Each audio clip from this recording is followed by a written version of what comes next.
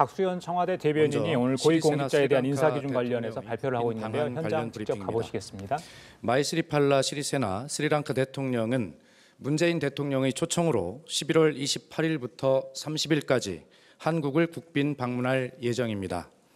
이번 국빈 방한은 한국 스리랑카 수교 40주년을 맞이하여 이루어진다는 데 의미가 있습니다. 또한 이번 방한은 문재인 대통령의 동남아시아 순방에 이어 우리 외교의 외연을 서남아시아로 확장하는 계기가 됨으로써 우리 정부가 추진 중인 신남방 정책을 실현하는 데 기여할 것으로 기대됩니다. 시리세나 대통령은 11월 29일 국립현충원 참배를 시작으로 공식 환영식, 정상회담, 협정서명식 등 일정을 갖고 문재인 대통령 주최 국빈 만찬에 참석할 예정입니다. 양 정상은 이번 정상회담에서 수교 이래 지난 40년간 양국 관계의 발전 현황을 평가하고 경제, 사회 등 협력과 국제기구를 포함한 국제 무대에서의 협조 등 다양한 분야에서의 실질 협력을 증진하는 방안에 대해 폭넓게 논의할 예정입니다. 또한 양 정상은 민주주의를 발전시키고 서민의 권익을 보호 증진한다는 유사한 국정 철학과 비전을 토대로 양국 정부 및 국민들의 우호 협력 관계를 한 단계 더 도약시키는 방안에 대해서도 허심탄회하게 의견을 나눌 예정입니다. 다음은 고위공직자 인사검증 기준 관련 브리핑입니다. 국민들께 약속드린 대로 고위공직 후보자 원천 배제와 인사검증 기준을 마련했습니다. 오늘 발표하는 인사검증 기준은 국민의 눈높이를 반영해 합리적 기준을 마련하고 인사의 공정성과 투명성을 높이는 데 그 목적이 있습니다. 주요 내용을 말씀드리겠습니다.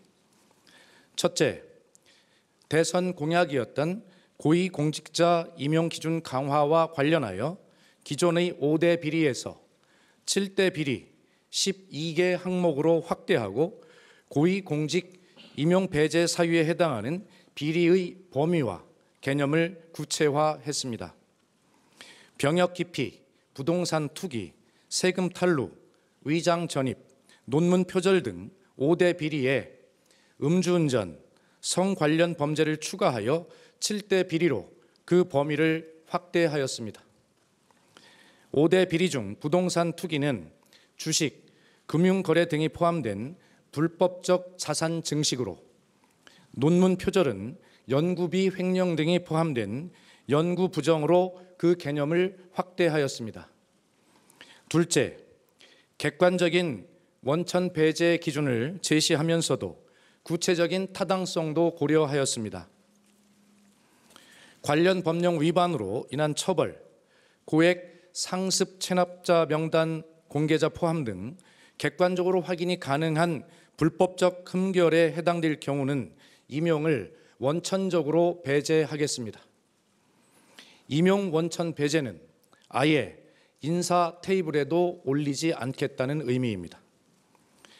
객관적인 사실로 확인하기 어려운 경우에는 고의성, 상습성, 중대성의 요건을 적용해 판단토록 하겠습니다. 객관적인 원천 배제 기준에 미치지 않는 경우에도 고의성, 상습성, 중대성의 요건을 기준으로 정밀 검증하여 국민 눈높이에 미치지 못한다고 판단되면 검증을 통과할 수 없다는 의미입니다. 셋째, 해당 당시의 사회 규범 의식을 고려하여 적용 시점을 정하였습니다.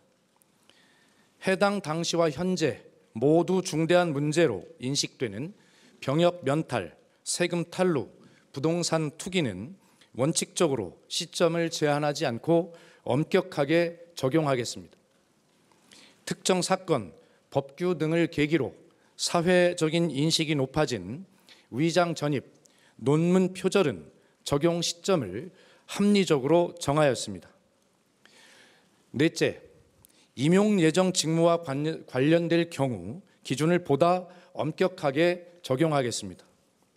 예를 들면 병역 기피는 외교, 안보 등 분야 임용 예정자에 대해 연구 부정 행위는 교육, 연구 등 분야 임용 예정자에 대해 가중된 기준과 잣대를 적용하도록 하였습니다.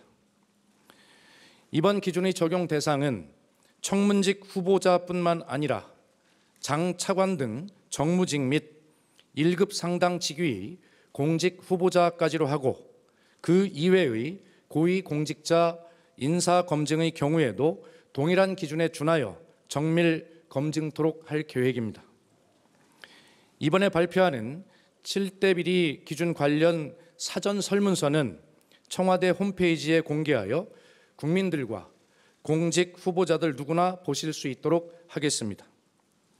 마지막으로 검증 기준 마련에 그치지 않고 이를 엄정하게 적용하는 데 최선을 다하겠다는 말씀을 드립니다.